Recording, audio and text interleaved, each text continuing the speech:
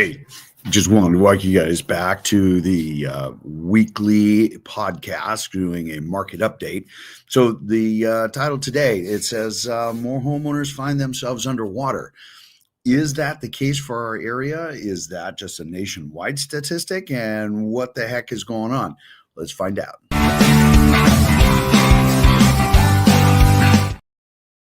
Okay, so most of you are probably thinking, hey, there's no background of a house in your picture, and so we're actually out here in beautiful Chelan as I'm out here meeting the landscapers as we have just got our pool back in place, and actually I'm getting ready to go out to do some fly fishing. So yes, it is mighty early in the morning, so I'm going to be a little more quiet about this one since people are inside still sleeping. So anyway, let's talk a little bit about what's going on and why it's important to dial in every single week, because the national news sometimes doesn't have much relevance to what we're doing here. So if we dial this in and says, hey man, they bought homes during the pandemic, now they're underwater. And so the Wall Street Journal, as you can see here, homeowners find themselves underwater. You can see that that is down in your Texas, that's in your Arizona, that's in Florida.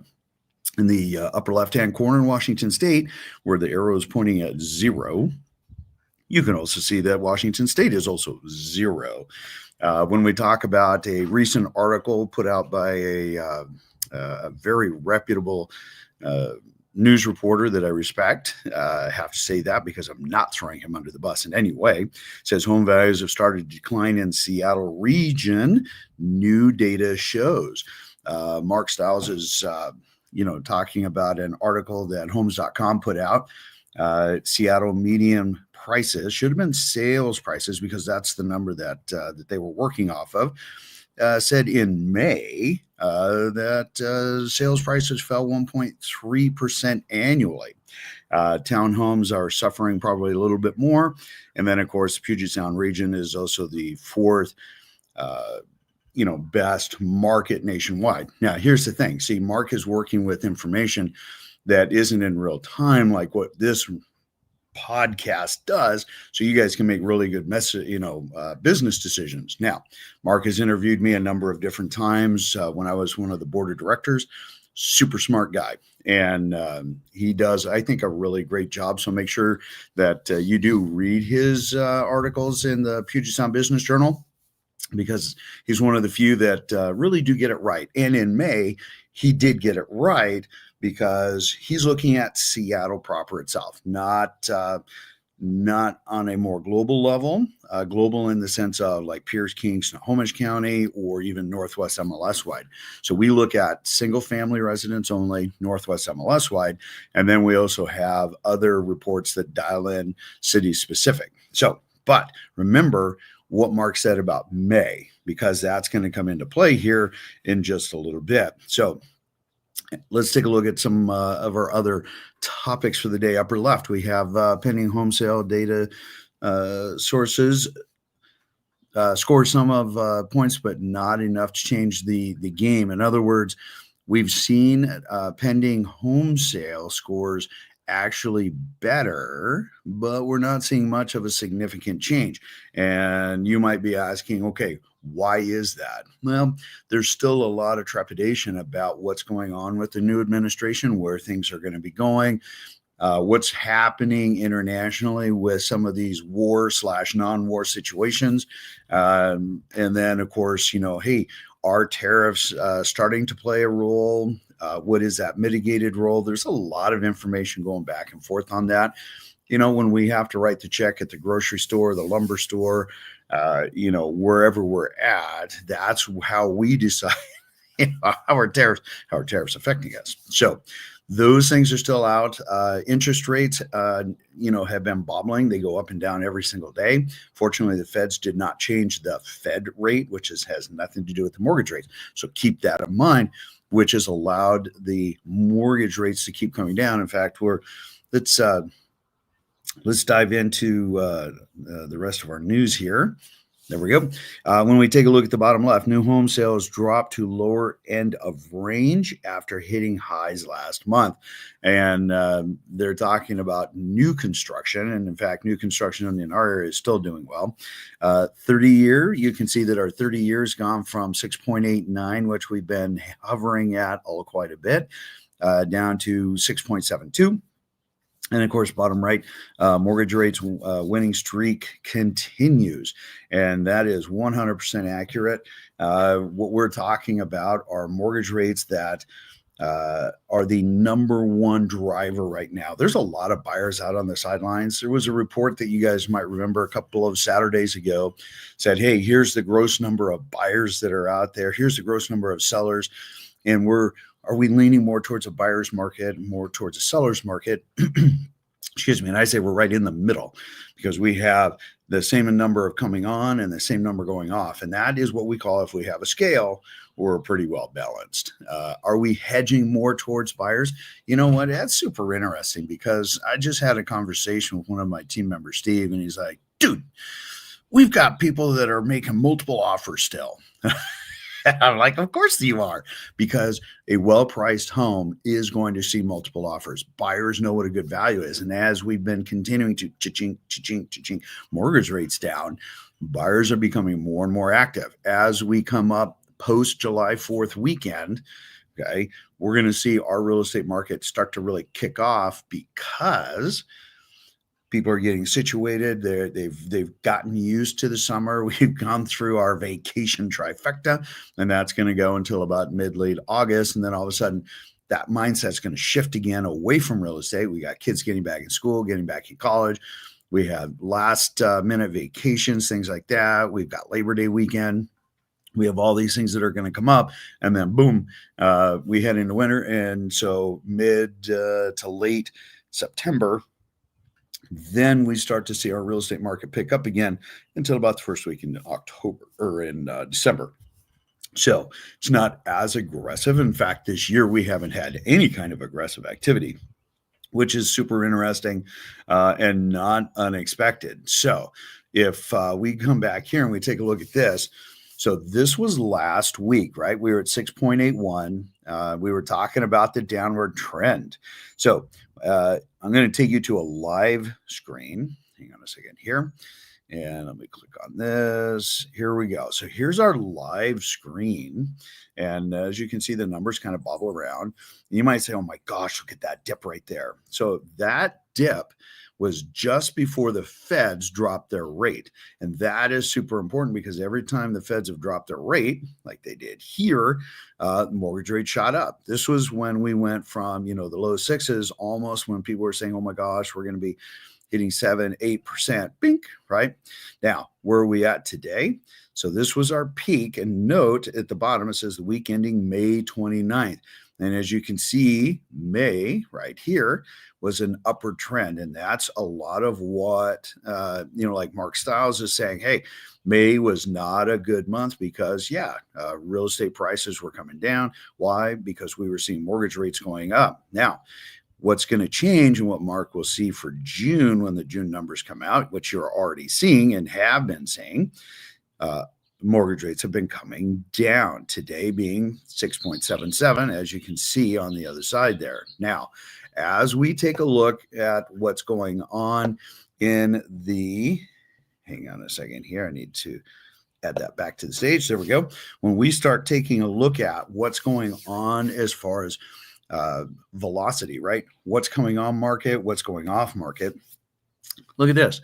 Average of the last 7 days, just like the Freddie. Okay, so we have, basically 1,281 homes that came on market. We had 1,100, and I can't even read it, so small. I think it says 31 homes went off market, meaning that they went pended. So what we're looking at is very much a balance because on February, we were actually 200 homes more that went pended than came on market. But because Friday is such a massive, hey, go on market day, we see sometimes those two numbers flip. So even if they do flip, a few days are more pended homes and a few day more active homes come on market, they balance out to balanced market. So again, yes, we're one of the 5 sweet spots across the United States, and that is super important because we're not Florida, we're not Texas, we're not Arizona, where some of them are seeing like 5 months of inventory. We're at 2.5, almost 3 months, but at 2.5 months of inventory.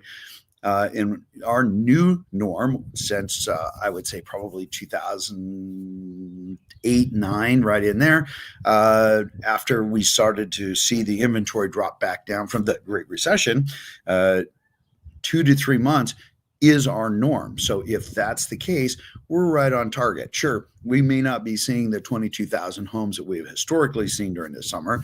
We're at about 16,000. In fact, let's just delve into those numbers really quick here. So when we talk about overall national inventory, I'm pulling up this chart again to show you where we're at today versus where we've been at in prior years. Now, your one-offs, as you can see at the bottom, 2020, 2022, 2023, naturally, those numbers show a lower inventory. Why? Rates were super low. They were in the 3s and 4s, where 70% of those homeowners that have mortgages are in, or the golden handcuffs. Okay. So they're going to be very reluctant until we see those mortgage rates coming back down before they will make a shift. What are they doing, however, is that they are buying that second home. That is a conversation that we're having with a number of different clients. So that's just something to keep in mind. Just a real plug right here. Hey, again, if you're looking for super accurate information, make sure you subscribe and dial in. Let's talk about the Northwest MLS. Here we go. We're going to take a look at on the right here. We've got the year to date, which we underline. And as you can see, our numbers are good there. And then the yellow chart is the month to month. So when we put this as a blow up for you, listen, sales are up, basically almost 2% year over year. That's a super good number. It's better than some of the other areas by far, right? Again, this is 3/4 of Washington state, and the predominant ones, King, Pierce, Snohomish County, and occasionally we'll throw Kitsap in there because of volume. Pendant sales year over year up 2.9%. When we take a look at just the month of June year to date. So we're looking at numbers from the 28th, right? Solds are up a little over 4% and almost 14% for pendants as far as number of homes that are actually pendant. 14% more. So we're not going the other way. We're going in the positive direction. And you might say, okay, George, if that's the case, how does that work out? Okay, well, let's take a look at our actual numbers, like what Mark was showing for Seattle for the month of May, which Seattle was doing a little bit of suffer because interest rates are heading up, which June is going to show slightly different numbers. As you can see here, our year to date, we're up basically 1.4% or $2,000 more than where we were at last week as far as a median sales price. Now, when we take a look at month over month, we're actually up 4.8% or $1,000 less than where we were at last week, but we're still up 4.8% from where we were at last year. Why is that important? Because as interest rates come down, more buyers are engaging in the market. There are more home options for them to consider, and including new construction, which has really been ramping up their incentives. Okay. In fact, let's dive over into that. Let's hit our new construction here and see what some of those numbers look like. So again, on the right, we have our year to date, and then we have in kind of the green color, our month over month. So as we take a look at this, you can see that the solds year to date are down just about 10.7%. And then, of course, we're down 15% on pendant year to date. They have been struggling all year long. They've been making back some headway on this one, and which is absolutely fabulous. But they have been struggling. And you might say, okay, George, why is new construction struggling if they offer so many incentives? Well, the reason they have to offer so many incentives is because we have more resale homes. There's more options, and they're on bigger yards. Many of them are updated. They're closer into where they want to be, so they don't have to commute as far. And that is very much why people are wanting to take a look at resales, because there are some really great options, and you get a little bit more privacy in many of these. All right, moving on. So when we take a look at a month to date, look at our pendants. Pendants, man, they've just been killing it the last 2 weeks at 12.2% more homes pended than what they did last year at this time. Okay, even their pricing is actually doing quite well, and that is, in my humble opinion, what is being super helpful. Even though year to date they're down a little bit, they're pretty much neutral from where they were at last week as far as pricing. And year to date, even though they're $4,000 less than where they were at last week as a medium sales price, they're still up 2.7%. And again, we're seeing that positive trend. A lot of that is rate, a lot of that are incentives, because they need to maintain plat control. There's a number of different articles that we were looking at, and as you see that we were referencing. So make sure that you're staying solid with current information and whatnot. All right, moving on. Okay, let's talk a little bit about REOs. REOs super boring again. Why? Even though we have tiny little numbers, and as you can see, there's just not hardly anything out there REO wise. When we take a look at our numbers here, you might say, oh my gosh, George, there's 94%. That's almost 100% increase on pendant sales from last year. Well, yes, but we had 17 last year, for this month and at this time. We had a few more homes that came on market and a few more that went off.